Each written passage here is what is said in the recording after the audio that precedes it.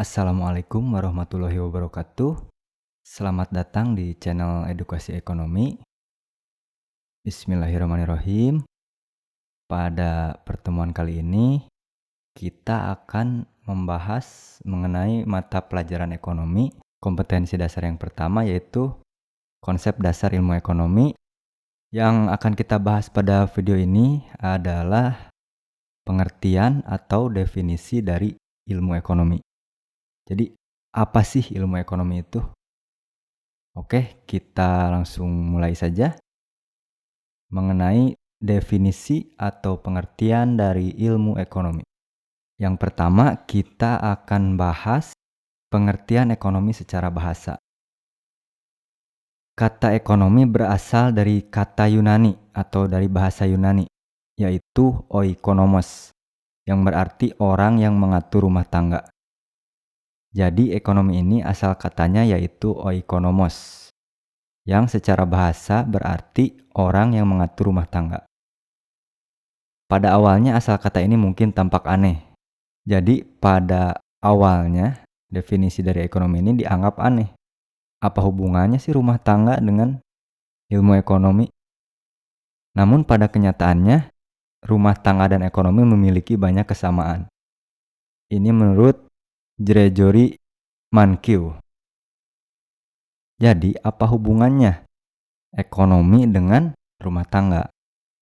Sebenarnya ekonomi ini membahas rumah tangga dalam lingkup yang lebih luas, dalam cakupan yang lebih luas, yaitu rumah tangga secara pasar ya, yaitu tempat bertemunya permintaan dan penawaran, dan rumah tangga secara nasional atau secara internasional. Jadi rumah tangga yang dibahas di sini bukan rumah tangga secara lingkup keluarga ya, tapi rumah tangga yang lebih luas, rumah tangga masyarakat nasional maupun masyarakat internasional gitu ya. Jadi bisa dipahami ya definisi secara bahasa, yaitu orang yang mengatur rumah tangga. Jadi setiap kutipan pembahasan pada video saya akan melampirkan atau mencantumkan sumbernya. Jadi ketika kalian nanya, ini menurut siapa? Kok beda dengan yang diajarkan di sekolah? Kok beda dengan yang diajarkan di kampus? Jadi saya akan selalu mencantumkan sumbernya ya. Jadi nanti kalian bisa cross check sendiri. Benar apa enggak sih? Selanjutnya kita akan membahas pengertian ekonomi menurut para ahli. Kan ini definisi ekonomi secara bahasa ya. Selanjutnya kita akan bahas definisi ekonomi menurut para ahli. Definisi yang pertama masih menurut Mankiw ya. Menurut beliau, ekonomi adalah studi tentang bagaimana masyarakat mengelola sumber daya yang langka. Ini sangat ringkas, simpel, tapi berisi gitu ya. Jadi ekonomi ini studi atau ilmu yang membahas cara-cara masyarakat dalam mengelola sumber daya yang langka. Jadi kata kuncinya kelangkaan sumber daya. Sumber daya ini jangan dibayangkan hanya sumber daya alam ya. Jadi sumber daya yang dimaksud adalah sumber daya faktor-faktor produksi. Jadi dari definisi ini kita bisa simpulkan bahwa ilmu ekonomi membahas cara-cara masyarakat dalam mengelola sumber daya yang langka ya. Oke, kita lanjut ke definisi yang selanjutnya. Nah, ini definisi ilmu ekonomi yang lebih panjang ya. Ini adalah definisi ekonomi menurut Cass, Fair, dan Oster. Jadi menurut mereka, ekonomi adalah studi tentang bagaimana individu dan masyarakat memilih untuk menggunakan sumber daya yang langka yang telah disediakan oleh alam dan generasi sebelumnya. Menurut Cass, ekonomi adalah studi tentang cara masyarakat dalam memilih. Memilih apa? Untuk menggunakan sumber daya yang langka yang dimilikinya. Karena faktor-faktor produksi ini langka, makanya masyarakat harus membuat pilihan. Contoh simpelnya ginilah. Misalnya kalian punya uang 100.000. Nah, dengan uang 100.000 ini, kalian dihadapkan dengan pilihan. Mau dipakai beli makan, mau dipakai beli pakaian, atau mau diinvestasikan. Kalaupun diinvestasikan, Mau diinvestasikan di pasar saham, mau diinvestasikan di bank, atau mau diinvestasikan di pasar kripto. Nah, itu jadi ilmu ekonomi itu membahas pilihan-pilihan yang dihadapi manusia dengan sumber daya yang langka. Kalau sumber daya yang ada tidak langka, ilmu ekonomi nggak akan pernah ada. Ya, misalnya di surga. Di surga kita tidak membutuhkan ilmu ekonomi karena semua yang kita inginkan, semua yang kita butuhkan tersedia, ya, unlimited. Makanya karena kita hidup di bumi, di dunia, kita membutuhkan ilmu ekonomi untuk menentukan pilihan, ya.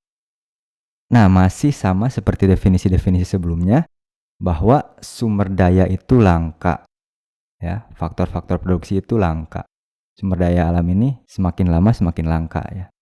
Yang dulu barang bebas atau barang yang bisa kita dapatkan dengan gratis, sekarang bisa jadi berubah menjadi barang ekonomi atau barang yang untuk mendapatkannya kita harus melakukan pengorbanan secara ekonomi. Itu ya. Sumber daya yang langka yang telah disediakan oleh alam dan generasi sebelumnya. Nah, dari definisi ini kita bisa simpulkan bahwa sumber daya itu bukan hanya sumber daya alam, tapi bisa juga sumber daya ciptaan manusia, ya. Ada dua sudut pandang ya dalam definisi ini, yaitu mengamati individu dan juga mengamati masyarakat. Karena masyarakat ini adalah gabungan dari individu-individu. Jadi penting juga kita untuk mempelajari perilaku individu dalam menentukan pilihan. Oke, selanjutnya pendapat ahli yang ketiga. Nah, pendapat yang ketiga menurut Samuelson dan Nordhaus. Menurut mereka, ekonomi adalah studi tentang bagaimana masyarakat menggunakan sumber daya yang langka untuk menghasilkan barang dan jasa berharga dan mendistribusikannya di antara individu yang berbeda. Jadi kita telah satu persatu ya. Ekonomi adalah studi tentang bagaimana masyarakat menggunakan sumber daya yang langka. Jadi di sini fokusnya adalah pemanfaatan sumber daya yang langka untuk menghasilkan barang dan jasa yang berharga. Nah, ini di sini ada aktivitas produksi nih. Menghasilkan barang dan jasa. Nah, ini aktivitas produksi kan. Kemudian ada aktivitas distribusi di sini.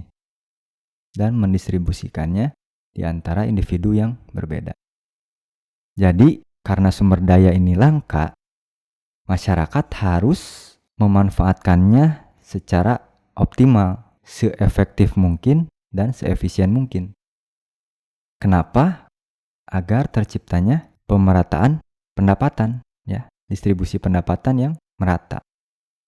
Jadi dari definisi ini kita bisa menyimpulkan bahwa masalah dalam ilmu ekonomi ini ada masalah kelangkaan, ada juga masalah ketimpangan. Karena cara-cara distribusi ini untuk menjawab masalah ketimpangan, ya. Menghasilkan barang dan jasa yang berharga. Oke, jadi yang berharga ini maksudnya barang ekonomi, ya. Karena barang bebas tidak dibahas dalam ekonomi. Untuk membahas mengenai barang dan jasa, nanti kita bahas di video terpisah ya, lebih spesifik lagi. Ini definisi menurut Samuelson dan Nordhaus. Kita lanjut ke definisi selanjutnya. Untuk pembahasan definisi ekonomi menurut para ahli ini, kita hanya akan mengutip 4 ahli saja ya. Gak usah banyak-banyak, yang penting kalian bisa menangkap esensinya atau bisa menyimpulkan apa sih yang dimaksud dengan ekonomi. Karena percuma banyak-banyak juga kalau nggak nerap ya. Jadi untuk definisi ini bukan untuk dihafal ya. Saya tidak suka kalau ilmu ekonomi ini harus hafalan ya. Yang penting kalian bisa menangkap esensinya, kemudian bisa menjelaskan dengan bahasa kalian sendiri. Nah, itu yang penting. Jadi bisa menjelaskan ya. Karena itu tujuan dari pembelajaran ini. Bukan bisa menghafal ya. Tujuan pembelajaran itu bukan bisa menghafal, tapi bisa mengidentifikasi, bisa menjelaskan. Kita akan bahas 4 saja ya, 4 definisi ekonomi menurut para ahli.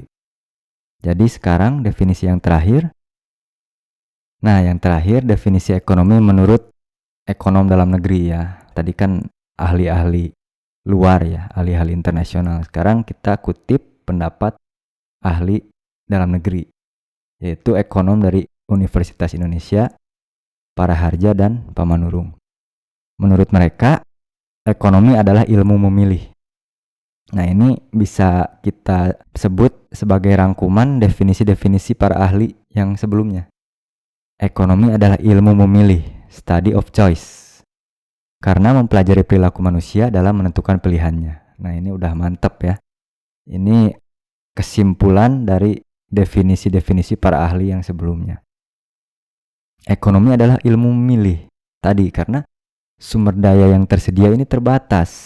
Makanya manusia atau masyarakat harus membuat pilihan untuk memanfaatkan sumber daya yang terbatas ini. Ekonomi adalah ilmu memilih, study of choice, karena mempelajari perilaku manusia dalam menentukan pilihannya. Nah, jadi ekonomi ini mempelajari perilaku individu dan masyarakat tadi ya, udah dibahas sebelumnya. Mempelajari perilaku individu dan masyarakat dalam menentukan pilihannya. Jadi, dari definisi-definisi ini, kita bisa mengambil satu kata kunci. Ya, kita bisa mengambil satu kata kunci, yaitu apa?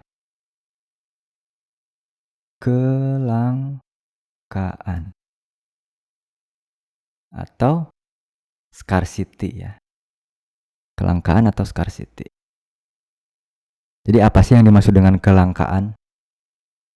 Kelangkaan ini adalah ketidakseimbangan antara sumber daya yang tersedia dengan kebutuhan manusia.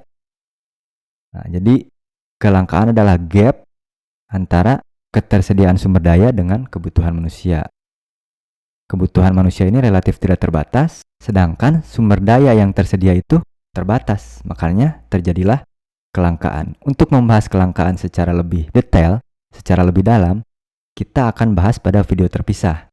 Nanti linknya kita akan cantumkan di kolom deskripsi ya. Nah, itu tadi pembahasan mengenai pengertian ilmu ekonomi. Jadi, setelah menonton video ini, kalian diharapkan bisa mengidentifikasi apa itu kelangkaan dan juga bisa menjelaskan apa itu ekonomi. Bisa ya?